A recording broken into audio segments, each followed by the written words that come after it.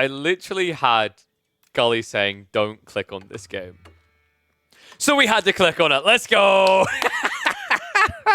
Yeah, baby. We're on floodplains. It is back. We have got the kids playing in the playground. Gully Deckle, 16-year-old prodigy, going up against Dragavan, also of the same age. Delhi versus Order the Dragon. Now, I actually think that this can be a good matchup for Order the Dragon. Maybe I'm just smoking some. Maybe I'm just delusional. Like, you know, it's one that...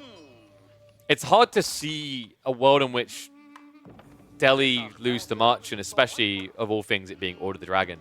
But I do think that this is a civ that has some quirky strategies, even in Feudal Age, where most civs don't, right? And I think it probably revolves around the idea of just playing maybe into Gilded Archers. Not straight away. I think you open Horsemen. But like the idea is like the biggest challenge I think to overcome with Delhi is Ghazi Raiders. But the problem I've been seeing whenever I watch all the Dragon players try to beat Delhi, they basically end up just getting baited into defending. And I think that's actually a lot of Civ's biggest difficulty is if you're reacting to Ghazi raids, you're not raiding yourself, right? Which is kind of criminal when you consider just how good some of your units can be in the early phase of the game. Let's see if Gully can maybe show us the power of the Dented in the early game. We are on floodplains, by the way. This is a map with no fishing, just a lot of water to play with. And you know what? There's actually a thought. You could just make Order of the Dragon HRE on water. And what I mean by that is you can build boats here. I haven't seen a player do it yet, but there's honestly nothing to stop you from building archer ships or springald ships, right? Like, in theory, you know, the idea of something like... What would you do? Like, men-at-arms plus archer ships? Probably not men-at-arms. Could you do, like... Would spearmen plus archer ships work better? Because then you basically have archer ships to deal with the mass archers of the Delhi, and then the spearmen deal with the Ghazi, right? It's kind of a tricky one, because like the more I think about it, like compared to HRE, HRE would be better at this build because, you know, you're replacing archers with archery, like archer ships, right? But like, Gilded Archers to me is one of the most underrated, powerful components of the early game for the dragons that we just don't see enough of. Are ships faster than horsemen? No, they are not. I'm trying to remember the exact movement speeds. I think it's something like 1.38. Yeah, I think it's about 1.38 on archer ships. So Ghazi will run them down, which is why I was suggesting spearmen. But yeah, I think there are some civs that will utilize this strategy I'm talking about, by the way. Civs that have kind of sucky archers might be the way to go. Because then the archer ship is just your backbone that's very strong and can dominate most of the map and can constrict your opponent, right? And then you have like a strong front line of bio. I know people want to say Japanese, but I don't think they're going to be the ones to do it. Possibly Mongols, actually. Like, maybe Mongols with Keshiks plus archer ships could be really strong. Because then you have the mobility to check flanks with Keshiks. And when raids aren't happening and you aren't reacting to them, you can just send it and have a really strong front line. But basically, I don't think we're going to see this kind of strategy with field crafting in this game. We have got Dome of Faith coming, though, which is intriguing. For those that haven't noticed yet, Floodplain doesn't have 3 sacred sites. It only has 2. So it kind of makes this build a lot more intriguing. Where the 3rd sacred site should be, you actually end up having the coastal trade post. So Dome of Faith, Dragavan, you'd think this is maybe him going for Fast Castle, but I'm not entirely convinced. I actually think what this is more likely to be is Dragavan just looking to sustain against Order of the Dragon's strong feudal units, right? The logic being is like you go and attack him with Ghazi, you trade with him, you almost kill his units, you come back, you heal, then you go do it again. Gully. I do like this at least. He's gone onto the deer. This is really smart. You should always look to do this with Order of the Dragon. The villages aren't easily raidable. They already have the garring rate built into them, so it's worth the walk time. And even though Delhi will eventually push you back, the delay should be long enough that you get value out of this play to begin with. It also means in the interim, you were able to keep your scout out longer to gather more sheep. Which, as we can see, has worked out perfectly well for Gully with his 2 sheep.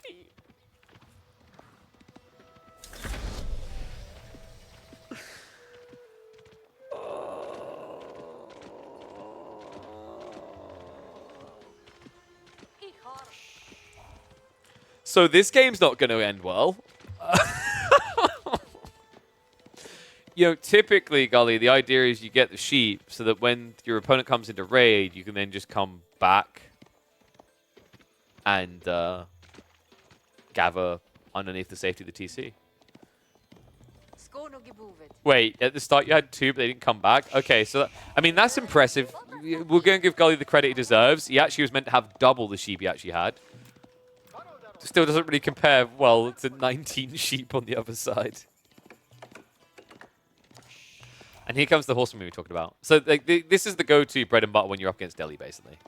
The logic is being you have mobility, and you kind of want that, right? Like, I think we've saw in the early days a lot of Oil Dragon players went for men-at-arms early on, but the more you think about it, like, in a way, horsemen kind of seem like the best option to open up with. And the reason is that because of how much you're investing in these units, how expensive they are, it feels a lot better to have a unit that you don't necessarily just lose. And what I mean by that is if you built men-at-arms, you built archers or whatever, and you get ambushed out of position, you're just dead. Horsemen at least can run away, right?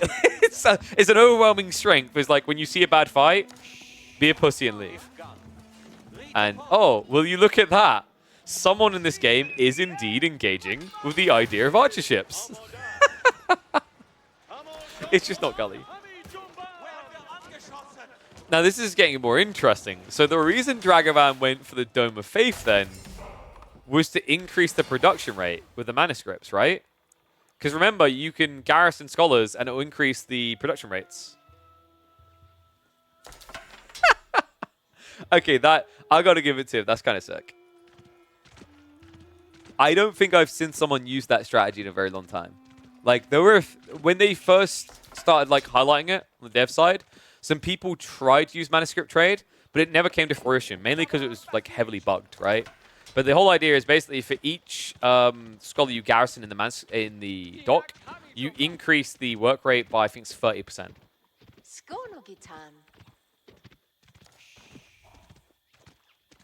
Oh, and by the way, before I was like, man, I can't believe you have to use scholars wastefully like that. The scholars still buff your research rates globally. So you're not actually losing out on anything.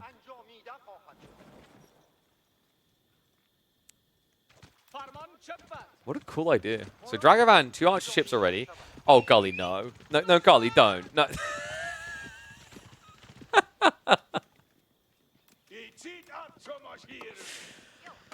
Oh, no. So I've been playing some Fallout recently, and anyone who's played Fallout 3 might recall there was like this, the dart gun. And you could, like, the dart gun was like OP at shooting limbs, so you'd like use it against rad scorpions. And the rad scorpions would move like an old man with a Zimmer frame. They could never get you, you just kited them, right? Meet the rad scorpion. Meet the dart gun. He's never going to be able to touch them. Oh, sorry, it wasn't 1.3. I was 1.38 movement speed with Springles, right? Yeah, archer ships are 1.75. Still slower than horsemen, though. Oh, no. Gully, please tell me you're not just going to commit to this for the next 10 minutes. So we've got wall-ins coming in, which is actually pretty smart. Remember, you can actually wall on shallow waters. So Delhi could actually be a pretty effective civ on this type of map.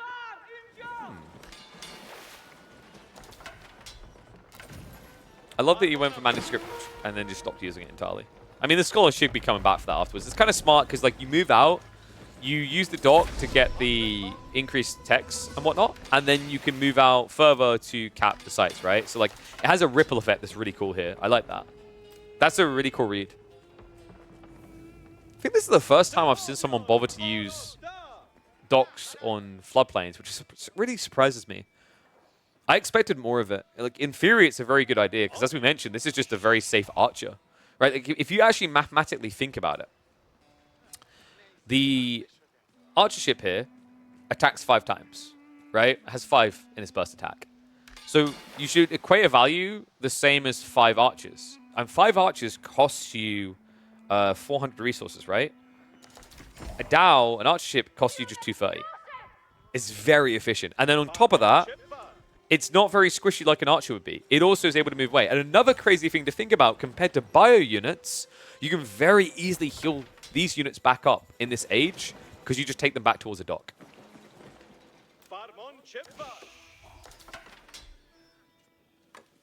Can Spring shoot while moving? Spring ships, yes. Archer ship in the meantime, idle out. Now, some people would probably just hop in the outpost, but not Gully. He's like, what's the point? There's only 550 food-ish left here in a game where I have no sheep. Horseman in the meantime. Ooh, okay. Cool raid coming in here. No textiles either is a big mistake by Dragavan. Didn't expect a raid at all, I guess. The problem I'm seeing is, like, if Dragavan's just able to wall off that second Sacred Site, I just don't know what, like, Gully does in this game. I mean, he's got 11 men at arms, but Dragavan... I actually favor Dragavan over this, because this is also an Arkin build. There's no Golden Cuirass, no extra defense. And you're also now going to be up against a comp you can't reach.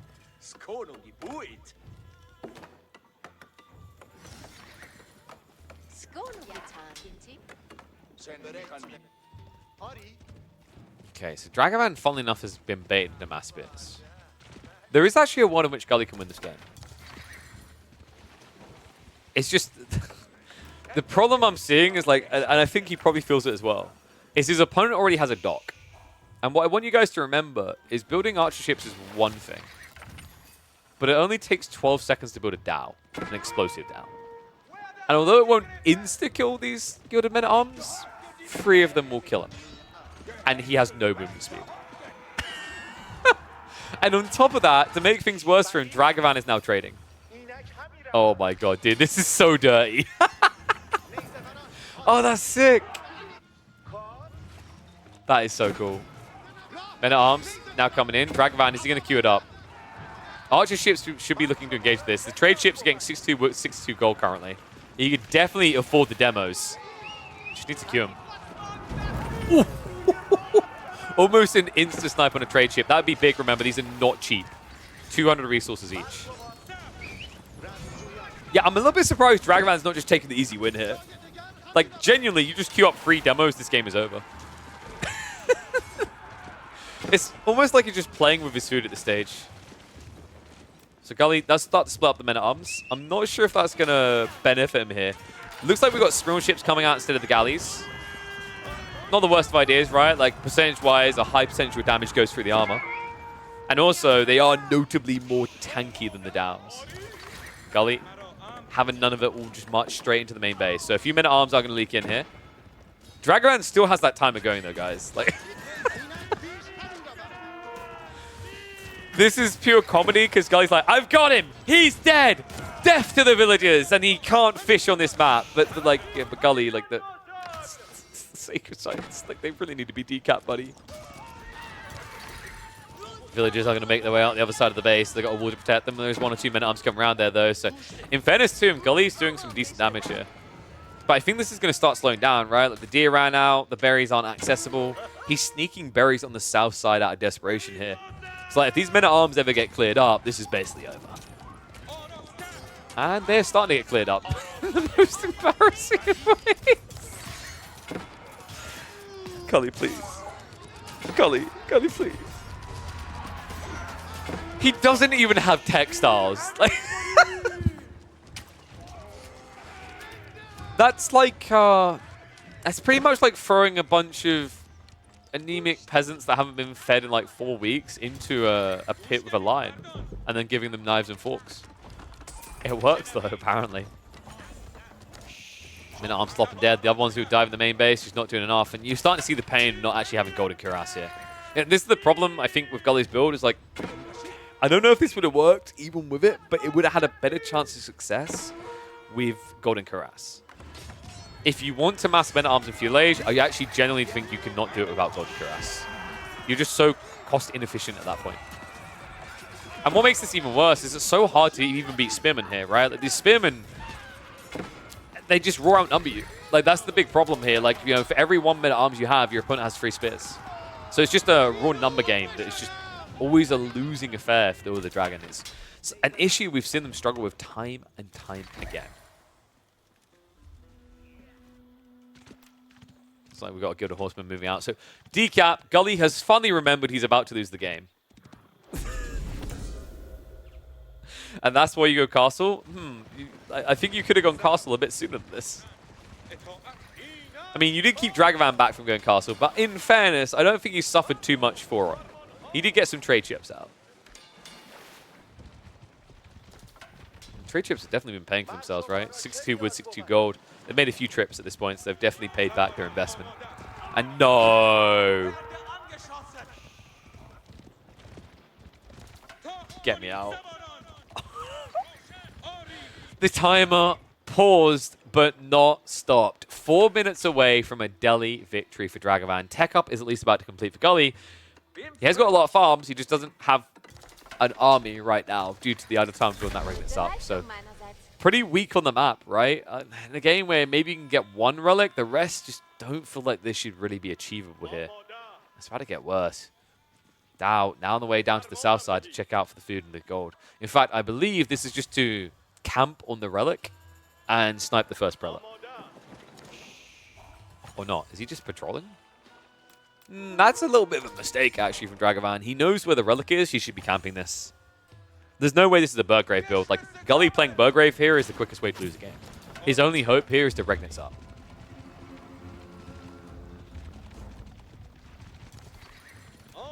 Did someone mention map rotations in ranked? I'm sorry, I think you're playing the wrong RTS. We don't get map rotations. As much as I would like for us to. Ringing the bell, 3 minutes now away from a victory. Dragavan also with the tech up. Prelate will at least be able to move out for that left side relic, so he will be able to get something out of this. I can't help but feel that Dragavan is getting a lot more out of this game right now. Awesome raid in. Does chip a few villager kills here. I mean, the problem now is, like, from this stage, like, you've revealed men at arms. Dragavan should just be going crossbows quite easily. Spearman, oh, come on. You can't even get one home. So the relic is getting blocked out there. Dragavan should really be grabbing every relic on the map. I think he's made a mistake here because he's garrisoned his monks rather at home. He should be able to yoink everything, right? That's the big benefit of Dome of Faith. It's just so cost efficient to scale scholars. But a little bit of a error here, a little bit of a rookie error. I guess he just doesn't care. I think Dragavan's just kind of gone on autopilot mode. That's a dangerous thing to do. You know, you might assume Gully has no way back in this game, but you'd be surprised what players can achieve sometimes. Like, one decap comes through, and all of a sudden you've given Gully a way to win, potentially. So yeah, a little bit suboptimal there for Dragavan. But the rest of the strategy looks clean. I mean, this is really cool to see. Like, we've watched Marine Lord versus... Was that Anno? I'm trying to remember who he's up against on this map. We've watched a few floodplain games so far, and none of them have involved naval warfare. But you see how potentially powerful it is, right? And the cool thing is, like, before anyone says, oh, it's just outright broken, it's like, remember, there's no fishing. It's like making an investment into water is you making it solely for the purpose of war. It's expensive. If you make a mistake, if you slip up, it's a huge cost and a huge loss. Demo has now shown up.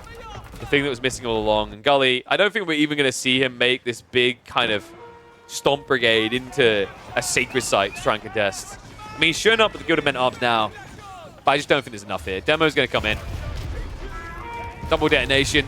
Pretty much kills them off. And you might think, oh, that's not worth it. But remember, these Men-at-Arms are 240 resources each. A demo is only 160 80 of each. Meanwhile, the other group, just give it up. Oh, Gully, buddy. I guess you're hoping, praying that I say this won't make the YouTube side of things. But unfortunately for you, I think Dragavan may have given us a reason.